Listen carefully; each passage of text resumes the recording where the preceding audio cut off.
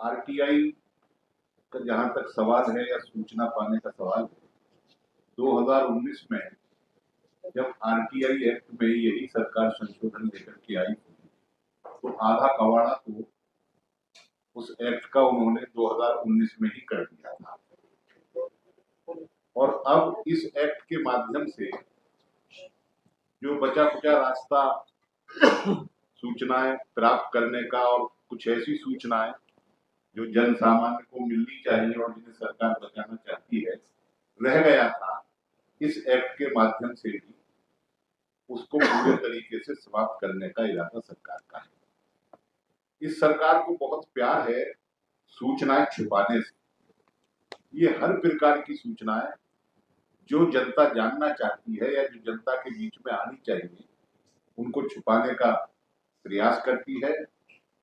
हम सब लोगों ने ये तय किया है कि सरकार के इस काम को रोकने के लिए अब आज की तारीख में तो हम उनसे अपील ही कर सकते हैं और भविष्य में यदि कोई और दूसरा प्लान बनाना पड़ेगा तो वो भी बनाएगा।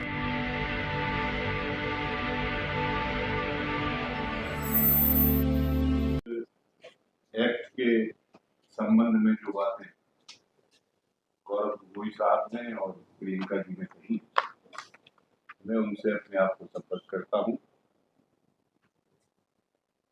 आरटीआई का जहां तक सवाल है या सूचना पाने का सवाल है, 2019 में जब आरटीआई एक्ट में यही सरकार संशोधन लेकर के आई तो आधा कवाड़ा तो उस एक्ट का उन्होंने 2019 में ही कर दिया था। और अब इस एक्ट के माध्यम से जो बचा कुचा रास्ता सूचनाएं प्राप्त करने का और कुछ ऐसी सूचनाएं जो जन सामान्य को मिलनी चाहिए और जिन्हें सरकार बचाना चाहती है रह गया था, इस एक्ट के माध्यम से भी उसको पूरे तरीके से समाप्त करने का इरादा सरकार का है। इस सरकार को बहुत प्यार है सूचनाएं छुपाने से। ये हर प्रकार की सूचनाएं जो जनता जानना चाहती है या जो जनता के बीच में आनी चाहिए उनको छुपाने का प्रयास करती है। हम सब लोगों ने ये तय किया है कि सरकार के इस काम को रोकने के लिए अब आज की तारीख में तो हम उनसे अपील ही कर सकते हैं और भविष्य में यदि कोई और दूसरा प्लान बनाना पड़ेगा तो वो भी बनाएंगे। इन्हीं शब्दों के साथ मैं अपनी बात समाप्त करता हूं। I endorse the views that have been expressed here.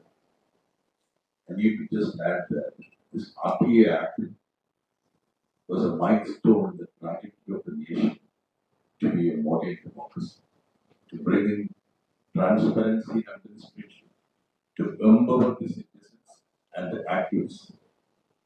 At a stroke, they have done away with the RTA. Further, as being as far-reaching implications on the freedom of media. As you all know, what they have actually drafted for the media. Already there are a lot of coercive steps that are being taken. And I would exhort my friends in the media to have a look at the JPC report of 2019. Many of the provisions that have been brought in are contrary to the recommendations of the JPC. Even the Digital Data Protection Board, there has been a recommendation how the board members need to be appointed. Bodies like, including Attorney General, has to be locked in to make sure that there is a due diligence in the selection of the Digital Data Protection Board members. Now, nothing of that have been incorporated.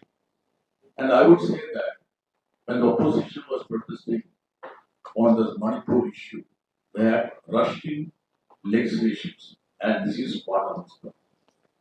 I, being a member of the IT Standing Committee at that time, had moved amendments. It was precisely on these, in order to nullify the provisions that were brought to neutralize the RTA. And the government knew that. See, their intention was to ensure that RTA is given Now, as you all know, many of the enactments, laws passed during the UPA regime, like employment guarantee, like information guarantee, all these are being watered down by the present government. Now, all the opposition parties, which are part of the India Alliance, have come together to protest. And this is not solely an issue of the opposition parties. This affects the democratic process of this country. These are far-reaching implications of the freedom of media. These are far-reaching implications of the democratic process of this country, the transparency of the administration. And I would request you all to have a considerate look and also to make sure that these issues are being highlighted. Thank you very much. Thank you, Guruji and other members. After clearly explained by Guruji and Javed, there is nothing I have to explain about this. We DMK is a movement that has always fought for the freedom of expression that you all know very well. Whenever there has been a threat to freedom of expression, DMK has fought always. In that regard, I would like to state on behalf of our party leader and Honorable Chief Minister of Tamil Nadu, Shri M.K. Stalin, that DMK is opposing this even now. And we will join our hands together with India Alliance to fight for this freedom of expression and to save the democracy. Thank you. Naval Kishore party की तरफ से sure करना चाहता हूँ कि जो act मात्र 6-7 दिनों में दोनों सदनों से पारित हुआ और पूरा देश ने देखा कि कितने डिस्ट्रक्शन से और किस तरह से किसी भी प्रकार की डिस्कशन को और सजेशन को नहीं माना गया। आज के डेट में जो स्थिति है कि प्रेसिडेंशियल असेंट के बाद भी नोटिफाई नहीं हुआ है, तो हमारी मांग और हम लोग सब लोग कोशिश करेंगे कि इस एक्ट को पूरी तरह से रिवाइज करके और जो सच्चाई है जिससे सरकार भागना चाहती है, जानकारी है जिससे सरकार भागना चाहती है, जिसका एकमात्र कारण है कि जवाबदेही नहीं लेना चाहती है। जितनी भी उनके साथ में सरकार के साथ में घटनाएं घटित होती है, हर तरह के अत्याचार जिसके लिए जिम्मेदार सरकार है, उस तरह के जानकारी से भी लोगों को वंचित रखना चाहती है। और खासकर जानकारी किसे चाहिए? विपक्ष को चाहिए और पत्रकार समाज को चाहिए, जर्नलिस्ट जो प्रिवेंट। और आपको हम सबको मालूम है कि आज के डेट में पत्रकारिता भी डेमोक्रेटाइज हो चुका है सोशल मीडिया के माध्यम से। तो उसमें भी कई कमजोर तबका के लोग हैं जो जानकारी हासिल करते हैं और सरकार को बेनकाब करना चाहते हैं। उन सारे प्रयासों को सामूहिक तौर पर रोकने का जो प्रयास है, इस बिल के माध्यम से सरकार सुनिश्चित करना चाहती है। क्योंकि यह बिल अभी नोटिफाई नहीं हुआ है, इससे हम लोग कोशिश करेंगे, इंडिया अलायंस के जितने भी साथी हैं हम लोग कोशिश करेंगे कि इसको पूरी तरह से रिवाइज करके, अगर ट्रांसपेरेंसी को एस्टेब्लिश नहीं किया गया तो इस एक्ट को लाने का कोई मतलब नहीं है। जो आरटीआई के माध्यम से किया गया था उसको तो पूरी तरह से पंगु बनाया ही गया।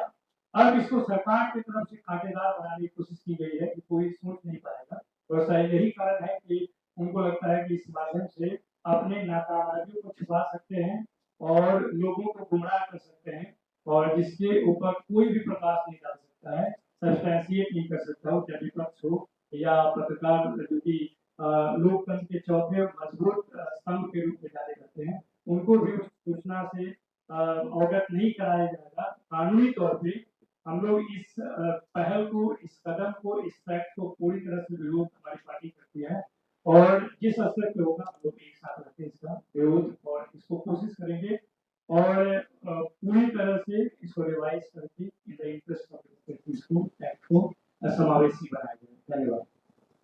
धन्यवाद।